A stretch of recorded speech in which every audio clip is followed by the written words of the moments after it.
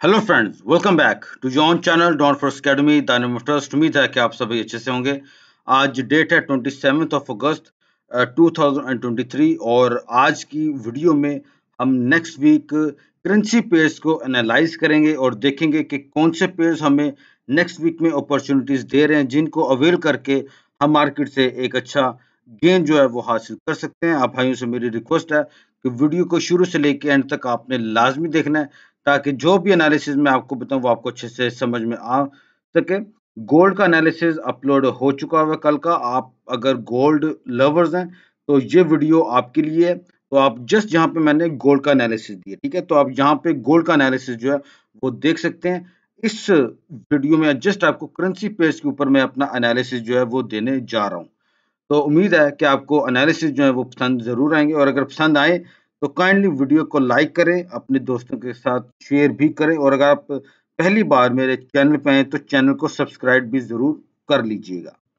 तो पहले लेकिन हम नेक्स्ट वीक के में जो हमारे पास फंडामेंटल इफेक्ट्स आ रहे हैं, आपको मालूम है काफ़ी ज़्यादा न्यूज़ हमारे सामने आ रही है नेक्स्ट वीक में, सिवाय मंडे को छोड़ के। मंडे को कोई ऐसी खास न्यूज़ नहीं है। तो लेकिन अगर हम बात करते हैं ट्यूसडे को, तो रिजर्व बैंक ऑफ ऑस्ट्रेलिया के की जो डेजिग्नेट बुलॉक की स्पीक है। उसके बाद S&P's कंपोजिट है, जो कि बहुत मेरे ख्याल में इंडाइसिस पे जिसका जो है काफ़ी ज़्यादा इम्पैक्ट हमें देखने को मिल सकता है। फिर CB कंज्यूमर कॉन्फिडेंस है, ठीक है। तो या बिल्कुल ठीक है। तो respond to rate current and future economy. तो यानी कि इससे हमें ये मालूम चलता है कि ओवरऑल बिजनेस कंडीशन क्या है और हमारी इकोनॉमी किस डायरेक्शन में चल रही है, ठीक है। तो फिर जोल्स जॉब ओपनिंग्स हैं, ठीक है। फिर ऑस्ट्रेलिया की CPI ईयर टू ईयर है। काफ़ी इसका ना मुझे लगता है कि काफ़ी इम्पैक्ट ऑस्ट्रेलियन डॉलर के पेयर्स के ऊपर इसका आएगा। फिर हमारे पास नॉन फार्म एम्प्लॉयमेंट चेंज है वेडनेसडे वाले दिन की मैं बात कर रहा हूँ, और काफ़ी इसका भी मुझे लग रहा है कि काफ़ी इम्पैक्ट है। यूरो का भी काफ़ी हमें इम्पैक्ट देखने को मिलेगा। स्पेनिश फ्लैश CPI है, ठीक है। Y/I यानी कि ईयर टू ईयर का। और इसी तरीके से अगर हम थर्सडे में आते हैं तो अनएम्प्लॉयमेंट क्लेम भी हमारे सामने जो है वो न्यूज़ आ रही है, यानी कि काफ़ी वोलेटिलिटी जो है वो हमें देखने को मिलती रहेगी। और अगर हम फ्राइडे की बात करें तो आपके सामने नॉन फार्म पेरोल आ रहा है, अनएम्प्लॉयमेंट रेट भी आ रहा है, ISM मैन्युफैक्चरिंग भी आ रही है, ठीक है। और CHF की बात करें तो CPI मंथ टू मंथ, लेकिन इतना ज़्यादा इम्पैक्ट मुझे नहीं लग रहा कि इसके ऊपर आएगा। फिर कनाडा का GDP भी है, यानी कि ये न्यूज़ इम्पैक्ट्स में आपको मिल सकती हैं। ओवरऑल मैं इन तमाम पिक्चर्स की बात करूं फंडामेंटल, तो नेक्स्ट वीक मंडे के बाद से मार्केट के अंदर आपको काफ़ी वोलेटिलिटी जो है वो देखने को मिल सकती है। तो आइए हम अपने चार्ट पे जाते हैं। सबसे पहले हमारे सामने जो चार्ट है वो डॉलर करेंसी इंडेक्स का है। आपको मालूम है कि इसको हम ज़रूर एनालाइज करते हैं। लास्ट वीक में जो मैंने आपको जो टारगेट बताया था 104.25 का, वो by the grace of God हमारा हिट हो चुका हुआ है। अब मार्केट मुझे लग रहा है मजीद यहाँ से जो है वो अपर साइड में हमें देखने को मिल सकती है, और ये नेक्स्ट 105.25 तक भी इसकी मार्केट जो है वो हमें दिखाई दे सकती है। लेकिन उससे पहले मैं आपको H4 पे इसका जो एनालिसिस है वो मैं दिखाना चाहूँगा। जैसे मैंने आपको लास्ट वीक में भी डॉलर करेंसी इंडेक्स के ऊपर अपना ये वाला एनालिसिस दिखाया था, और ये भी। तो अभी देखें तो मार्केट अपने स्टेप्स ले यानी कि बनाती जा रही है, मार्केट अप में जा रही है। जहाँ पे मार्केट आती है थोड़ी देर यानी कि मार्केट अपनी यानी कि स्टॉप लेती है, ब्रेक लेती है, फिर मार्केट अपने इस रेजिस्टेंस को ब्रेक करके अप में जाती है, फिर सपोर्ट ली, फिर अप गई। यहाँ पे मार्केट ने कंसोलिडेट किया, फिर मार्केट आपको अपसाइड में मिली। अभी यहाँ पे सेम वही कंडीशन हमें दोबारा, मैं इसका कलर जो है ज़रा थोड़ा-सा इसका चेंज कर देता हूँ आप भाइयों के लिए। इसको मैं ये रंग दे देता हूँ, ज़्यादा आसान है, ठीक है।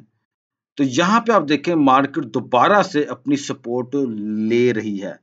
तो देयर इज़ मच चांसेस कि इसी तरीके से मार्केट अपनी रैली जो है वो हमें दिखाती चली जाएगी, और अब मार्केट 105.25 की तरफ भी मूव ले सकती है। तो बहुत ध्यान से आपने जो है इसको मार्केट में अंडरस्टैंड करना, उसको ट्रेड करना है।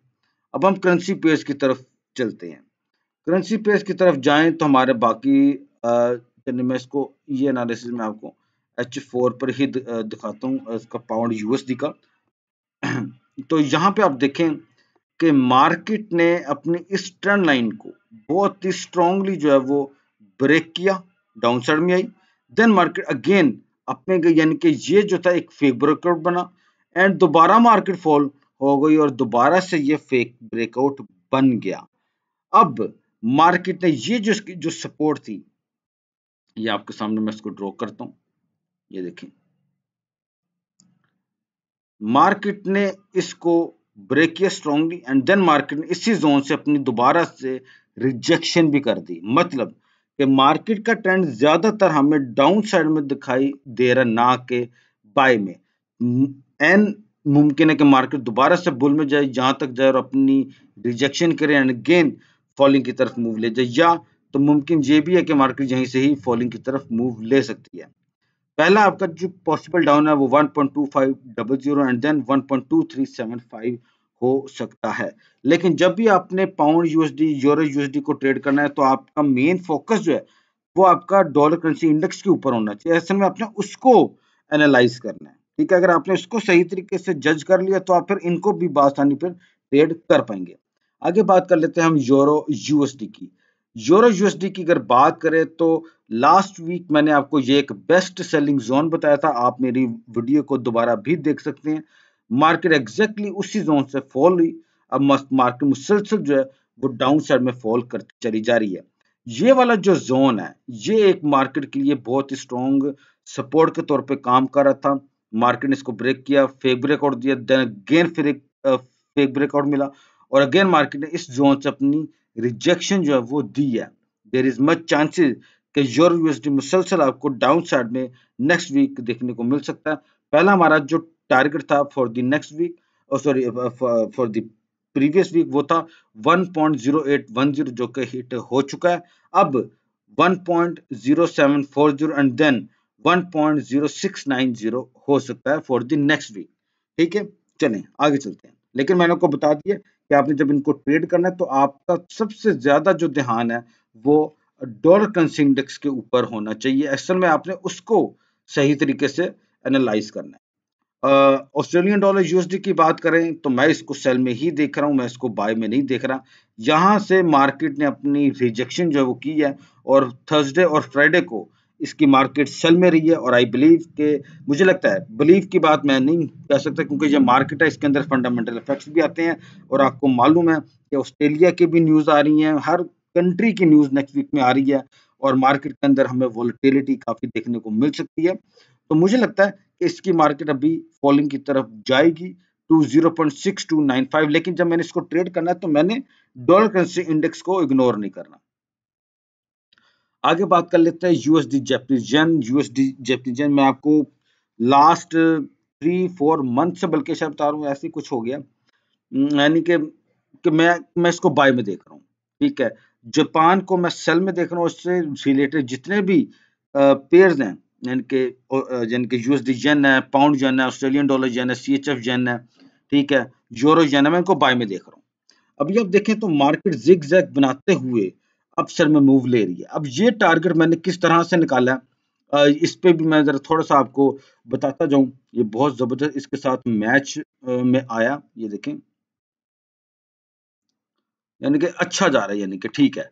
अब ये किस तरीके से मैंने टारगेट इसका निकाला, तो बड़ा सिंपल है। मैंने पहली वेव ली है, ठीक है, from this zone to this zone, चले ये ले, ये वेव ली मैंने। अब इसकी नेक्स्ट वेव भी तकरीबन ऑलमोस्ट थोड़ी सी अप में गई, यानी कि मार्केट ने इसको भी अपनी इस प्रीवियस वेव को भी क्रॉस किया। फिर मार्केट की ये वेव चली, उसने बिल्कुल इस वेव के बिल्कुल बराबर आई, थोड़ी सी मार्केट अप गई और अब सेम वही वेव हमें अब दोबारा भी यहाँ पे देखने को मिल सकती है, ठीक है। तो मेरे ख्याल में यूएसडी जेन को आप बाय में देखें, ना के सेल में। वेव इसकी थोड़ी सी कम बनी, लेकिन आपने ये वेव्स अगर आप देखें, मैं आपको दोबारा दिखा दूं, ये देखें, मैं आपको आपने ना थोड़ा सा इसको, ये वेव तो मैंने यहाँ से इसकी उठाई, दूसरी वेव यहाँ पे चली जो कि इस वेव के ऊपर गई, ठीक है। अब जब मैंने यहाँ पर ली वेव तो ये भी थोड़ी सी अप में गई, तो अब मैंने दोबारा जब इस वेव को यहाँ से किया तो मैंने इसको थोड़ा सा अप किया क्योंकि ये इसके साथ मैच कर रही थी। तो मुझे लगता है कि यूएसडीजे नेक्स्ट वीक आपको मजीद बुलिश में देखने को मिल सकता है और ये 149.75 तक जो है वो जा सकता है। आगे बात कर लेते हैं यूएसडी सीएचएफ। लास्ट वीक के अगर आप मेरा एनालिसिस देखें तो मैंने आपको बताया था कि ये की जोन है, अगर मार्केट इसके ऊपर अपनी क्लोजिंग देती है तो हम इसको बाय में देखेंगे, और अगर मार्केट इसके नीचे रहेगी तो हम फिर इसको सेल में देखेंगे, लेकिन मैंने आपको ज्यादातर जोर बाय का दिया था। तो अभी मार्केट अपने उसी जोन पे अगर मंडे की कैंडल 0.8845 के ऊपर दे देती स्ट्रांगली, देन फिर हम इसको बाय में देखेंगे। पहला आपका जो पॉसिबल अप है वो 0.9000 है एंड देन 0.9110 होगा। ठीक हो गया, चले आगे बात कर लेते हैं हम यूएसडी कैड की। तो मैंने यहाँ पे बहुत ही सिंपल जो है वो मेंशन कर दिया है कि look for selling if market below the 1.3675। जब तक मार्केट 1.3675 यानी कि ये अपर जो लाइन आपके सामने जो मैंने ड्रॉ की हुई है ये इसके नीचे जब तक, तो आप यूएसडी कैड को सेल में देखें। मैं ये नहीं कह रहा कि आप सेल लगा दें, अपना ओन एनालिसिस भी आपने लाजमी करना है।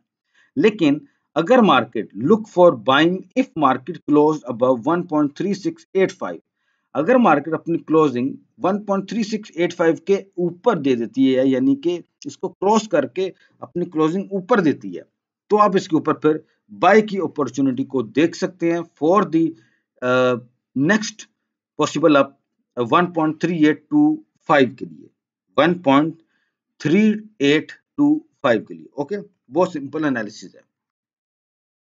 आगे चलें, आगे देखते हैं ब्रिटिश जापानीज येन है, यानी कि हम पाउंड येन की बात हम कर रहे हैं। तो इसको मैं जरा थोड़ा सा रिमूव करता हूं और इसको हम इस तरीके से लेंगे। तो यहाँ पे मैंने बहुत ही सिंपल वे में जो है वो मेंशन कर रखा कि हमने किस तरीके से इसको ट्रेड करना है। मार्केट अपनी सपोर्ट ले रही है, इसमें कोई दो राय नहीं है, लेकिन ये जो जोन जो मैंने ऊपर जो ड्रॉ किया एक्चुअली में ये तरह थोड़ी सी हर्डल ला सकता है। ठीक है, आपको मैं H4 पर ये दिखाना चाहूंगा।